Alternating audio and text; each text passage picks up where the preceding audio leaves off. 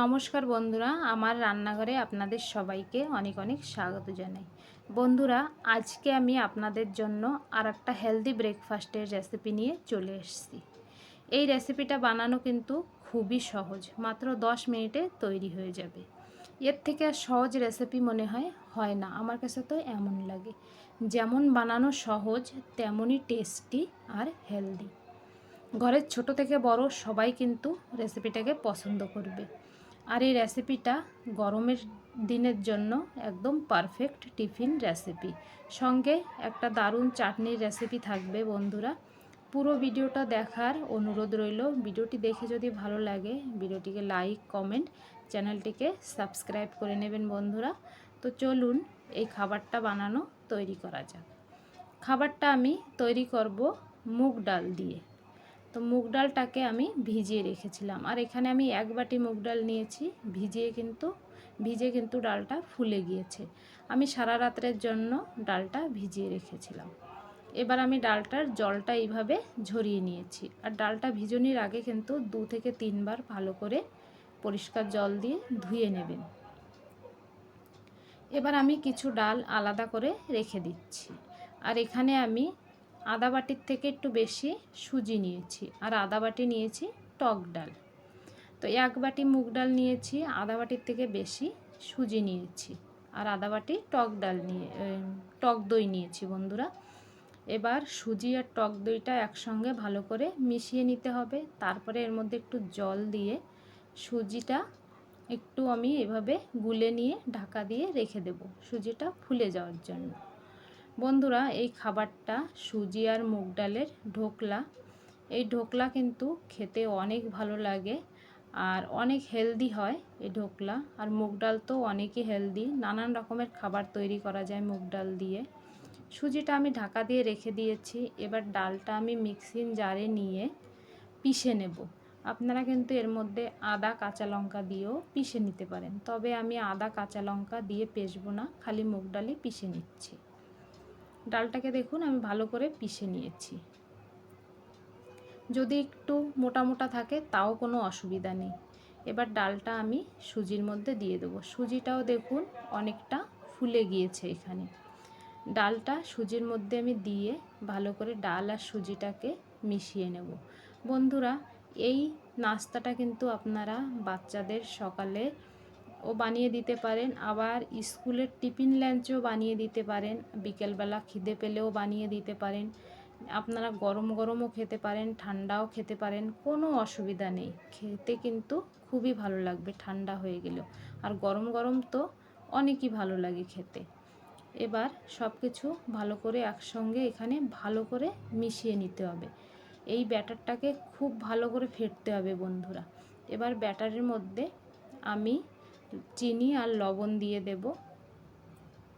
তো দেখুন সব কিছু ভালো করে মিশিয়ে নিয়েছি। এখানে কিন্তু রঙটা একটু সাদা সাদা আসছে, হ্যাঁ। তো আমি এর মধ্যে একটু হলুদও দেবো রঙের জন্য। স্বাদ মতন প্রথমে আমি লবণ দিয়ে দিলাম। এবার একটু আমি চিনির গুঁড়ো দিয়ে দিচ্ছি, কারণ চিনিটা যদি সুজির সঙ্গে মিশিয়ে নিতাম বা ডালের সঙ্গে মিশিয়ে নিতাম তাহলে পিষে যেত। তো আমি মিশিয়ে নিই নাই, তাই একটু চিনির গুঁড়ো দিয়ে দিলাম। আর রঙের জন্য হলদি। চিনিটা আমি এই কারণে দিলাম, খাবারটা একটু মিষ্টি মিষ্টি লাগবে, ভালো লাগবে খেতে, টক টক মিষ্টি মিষ্টি। দই দেওয়ার কারণে টক হবে, চিনি দেওয়ার কারণে একটু মিষ্টি মিষ্টি হবে, খেতে অনেক ভালো লাগবে। এবার এটাকে খুব ভালো করে ফেটিয়ে নিতে হবে 4 থেকে 5 মিনিট।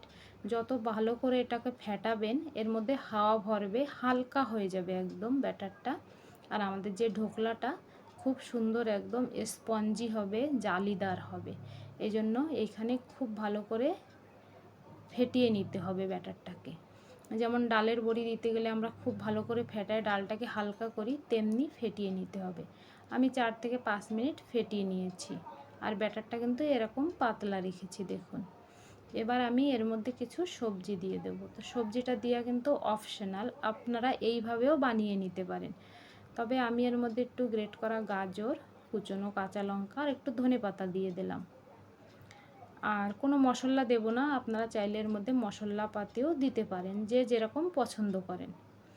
তারপরে এগুলো ভালো করে সবজিগুলো মিলিয়ে নেব। মিলিয়ে নেওয়ার পরে এখানে দেখুন যে মুগ ডালটা আমি রেখেছিলাম সাবুত 1 মুঠো, সেই মুগ ডালটা দেব।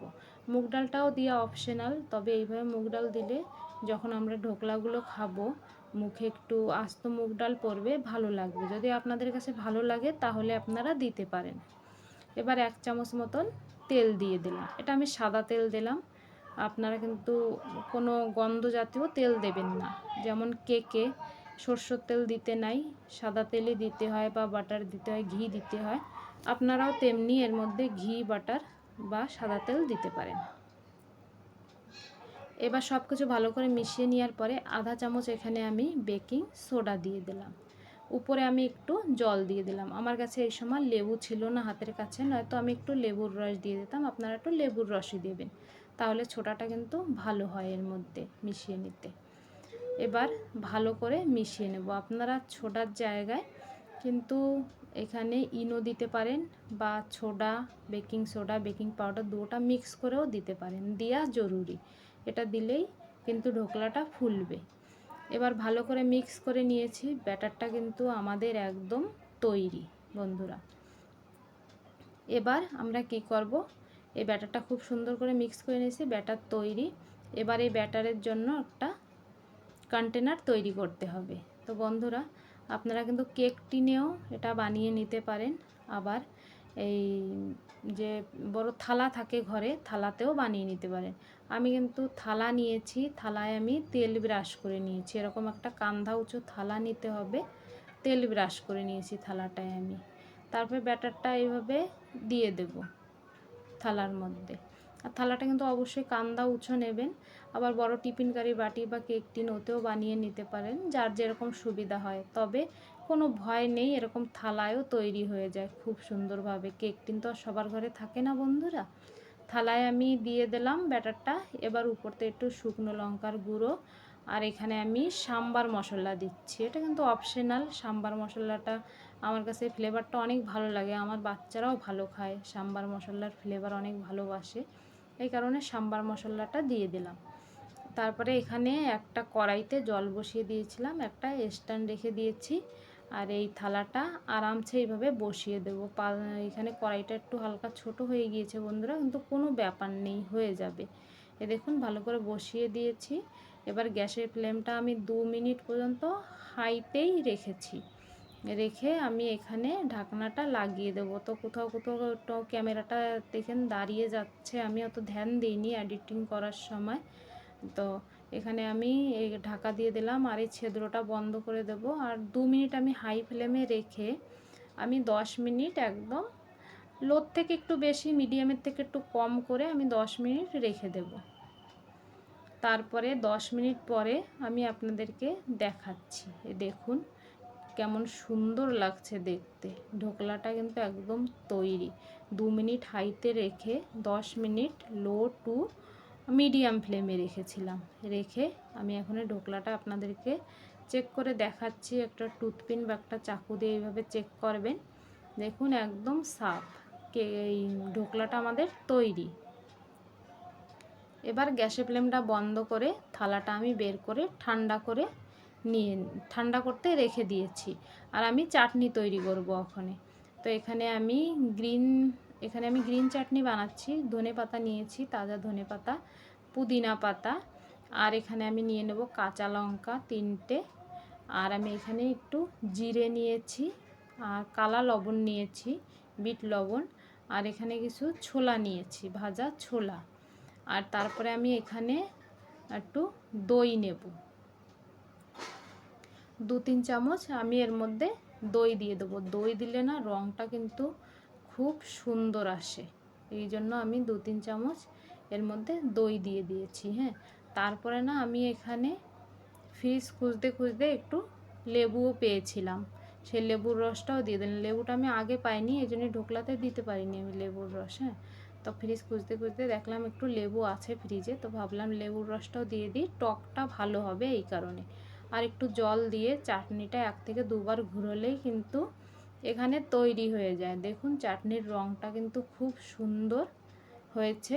আপনারা চাইলে না এই চাটনিটা তারকাও লাগিয়ে নিতে পারেন, আবার এইভাবেও খেতে পারেন। খেতে কিন্তু অসম্ভব ভালো লাগে এই ধরনের খাবারের সঙ্গে। চাটনিটা তৈরি আমাদের, একদম বাটিতে ঢেলে নিয়েছি।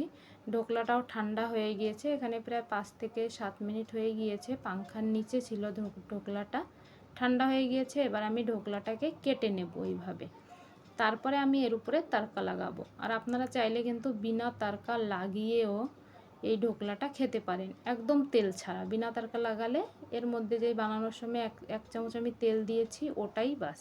তাছাড়া একদম তেল ছাড়া হয়ে যায়, খেতে পারেন, ভালো লাগে, কোনো অসুবিধা নেই। আবার তারকা লাগালে কিন্তু এটা খেতে অনেক ভালো লাগে।